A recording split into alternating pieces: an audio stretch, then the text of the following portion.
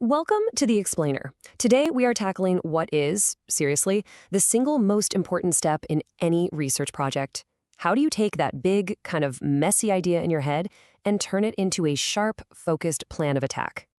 You know how it is, right? It always kicks off with this spark of excitement. You've got a big idea and you're super passionate about it. But then that excitement gets mixed with this totally overwhelming feeling of, okay, I'm lost. Where do I even begin? So the source material we're looking at has a great name for this initial phase. It calls it the fog of research. And here's the most important thing to get. This fog isn't a bad thing. It's not a setback. It's actually the necessary starting point for every single great project out there. Think about it. Every major discovery, every paper that changed the game, it all started right here, in this haze of possibilities. So the key isn't to be scared of the fog or to get bummed out because things aren't clear yet. Nope. The goal is to learn how to navigate through it. And that's where having a good system, a solid technique, becomes your absolute best friend. All right, so before we even start trying to navigate out of this fog, we need to know where we're going, right? We have to define our destination. So what exactly is a research problem? What's the thing we're ultimately trying to create here?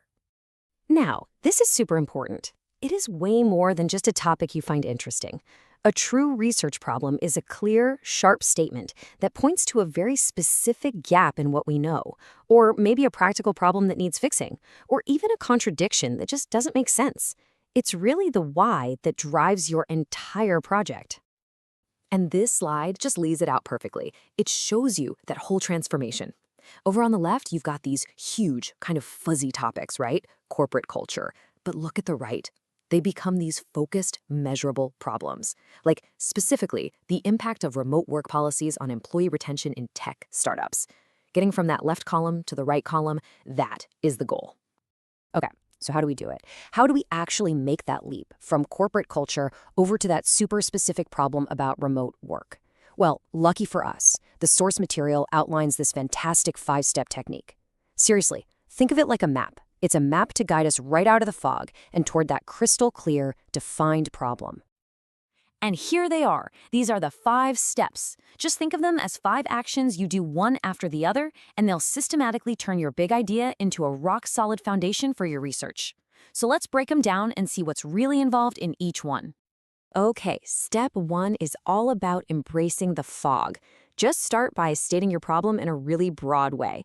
The goal here is absolutely not precision. It's all about capturing the heart of what you're curious about. Don't edit yourself, don't worry about the little details yet.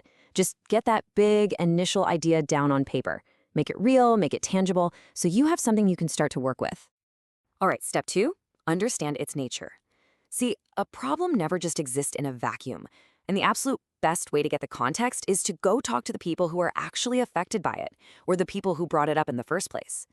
This step is so critical because it takes your kind of abstract idea and grounds it in the real world. It helps you understand where it really comes from and, why it actually matters. Step 3. This one is non-negotiable. You have to survey the literature. You've got to know what other people have already said about this.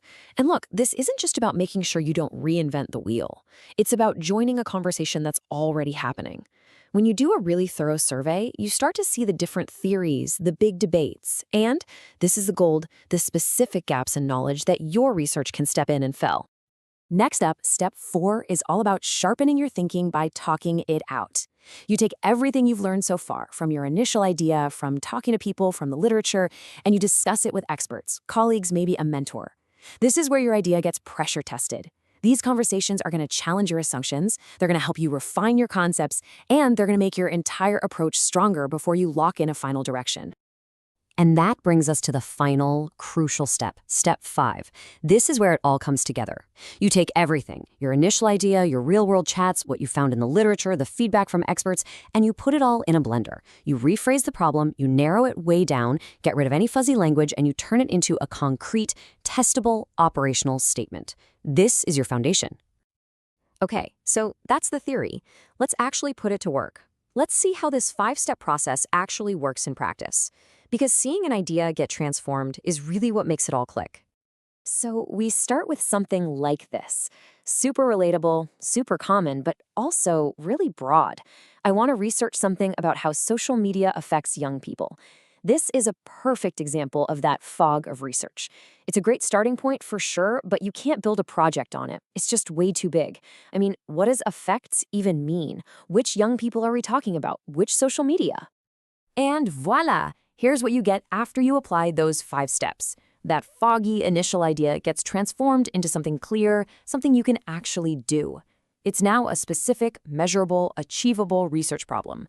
We've got a specific platform, TikTok. We've got a defined group of people, students aged 13 to 15. And we have clear things to look at, the relationship between time spent and academic performance. So you might be thinking, why go through all this trouble? Why spend so much time right at the beginning just defining the problem?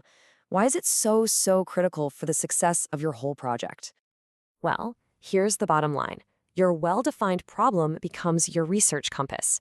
It's the thing that guides literally every single decision you make from this point on. What method you use, what data you collect, how you analyze it. It's the tool that keeps you from getting lost and wandering back into that fog. A well-defined problem, it sets your boundaries. It keeps you on the right track. Without one, you're honestly just wandering around. But with one, you have a clear path forward. So the real question is, what foggy idea are you ready to bring into focus?